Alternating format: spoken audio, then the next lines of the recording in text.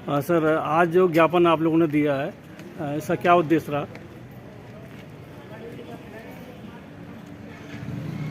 आप सभी बंधु बहनों को मैं RN बौद्ध, भारतीय बौद्ध महासभा प्रदेश उपाध्यक्ष, मध्य प्रदेश उत्तर शाखा। जैसा कि आप सभी को विदित है कि आज से 2300 वर्ष पूर्व भारत देश के महाराजा अधिराज सम्राट अशोक, जो भारत के एक अनमोल रत्न है, उन्होंने तथागत सम्यक संबुद्ध की उस पावन पवित्र भूमि पर,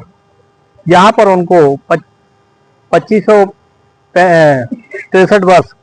पूर्व ईसा पूर्व बोधि ज्ञान प्राप्त हुआ था, बुद्धत्व जहाँ प्राप्त किया था, जब महाराज अशोक ने वो जगह खोजी तो उन्होंने सोचा कि यहाँ एक ऐसा पूजा स्थल बनना चाहिए,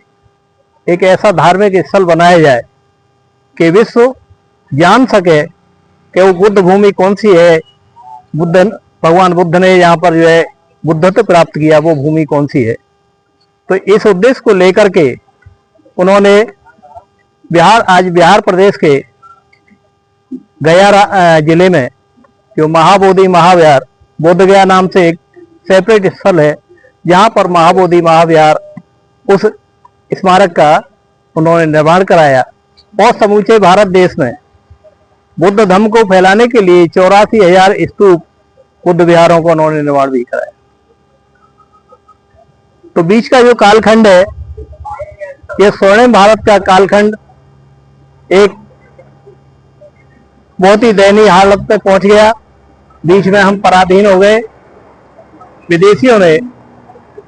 जो आज हमारे भारत देश में निवास कर रहे हैं, उन लोगों ने साम दाम दंड भेद से, कूटनीति से हमारे लोगों को छल कपट के का उनको प्रताड़ित किया, तरह तरह के अत्याचार, अमानवीय व्यवहार किए और हम अपनी उस विरासत को भूल गए। बुद्ध जी, जो बौद्ध ज्ञान में जो आंदोलन चल रहा है, उसके बारे में कोई जानकारी दीजिए, आगे क्या है? श्रीलंका देश के अनागारिक धर्मपाल जी को जब ये जानकारी मिली कि भगवान बुद्ध का वो स्थल जहाँ बुद्धत्व उन्होंने प्राप्त किया उसको देखना चाहिए, तो जब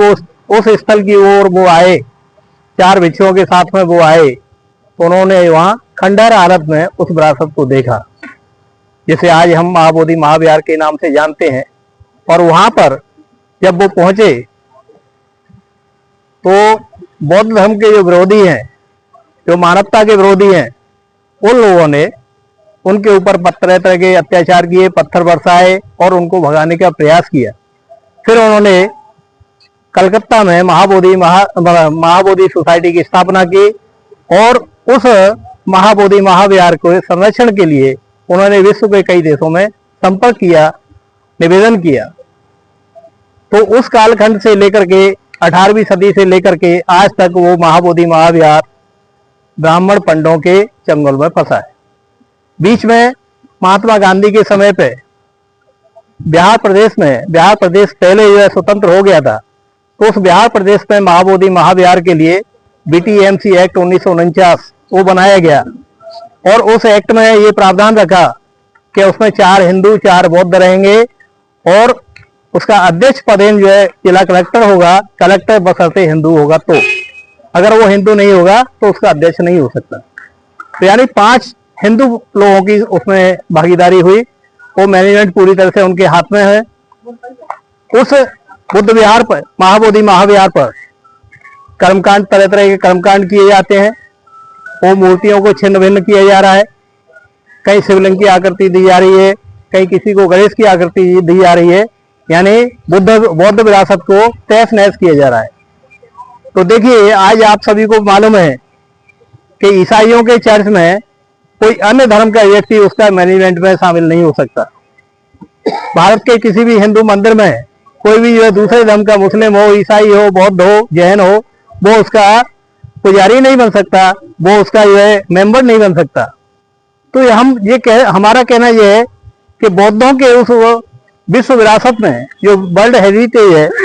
उस महाबोधि महाविहार में ब्राह्मण पंडित वो पुजारी क्यों है, वो उसका जो है मैनेजमेंट में शामिल क्यों है? उसका दान पूरा तहस नहस होता है, लाखों करोड़ों की संख्या में दान आता है, तो उसका दुरुपयोग पूरी तरह से किया जाता है।